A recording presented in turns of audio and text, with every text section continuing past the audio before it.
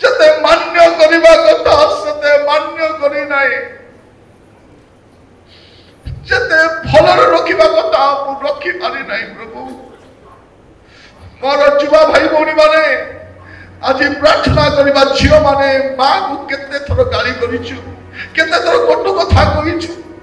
পুଅ ମାନେ ବାହା ହେଲା ପରେ ବାପା ମାକୁ ଅନେଇ ଦେଖୁନାହାନ୍ତି, ଝିଅ ମାନେ ବାହା ହେଲା ପରେ ଆହୁରି ଆରାମରେ ଅଛନ୍ତି, ଶାଶୁ ଘରେ ଆସୁନାହାନ୍ତି, ଅସୁବିଧା ହେଲେ ଆସି ରହୁଛନ୍ତି, ସୁବିଧା ହେଲେ ଆସୁନାହାନ୍ତି।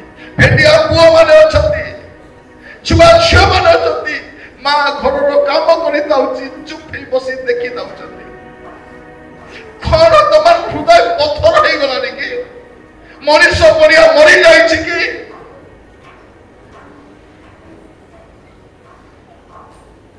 ବାପା ଆମେ କ୍ଷମା ଚାହୁଁଛୁ ପ୍ରଭୁ, ଆମେ କରିଥିବା କୁକର୍ମ ଗୁଡ଼ିକ ପାଇଁ କ୍ଷମା ଚାହୁଁଛୁ ପ୍ରଭୁ।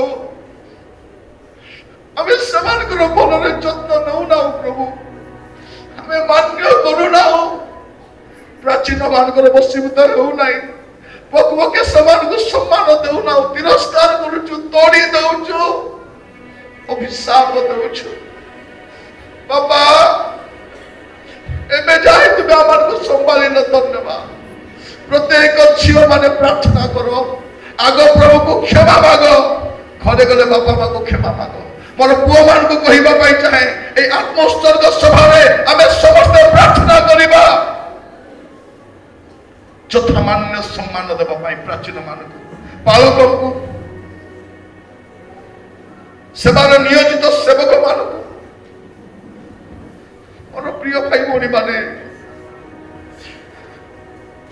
ହୃଦୟ କାନ୍ଦୁଛି ଅନେକ ପରିବାର କଥା ଭାବିଲା ବେଳକୁ, ଅନେକ ବୟୋଜ୍ୟେଷ୍ଠ ବାପା ମାମାନଙ୍କ ଦୁର୍ଗତି ଦେଖିଲା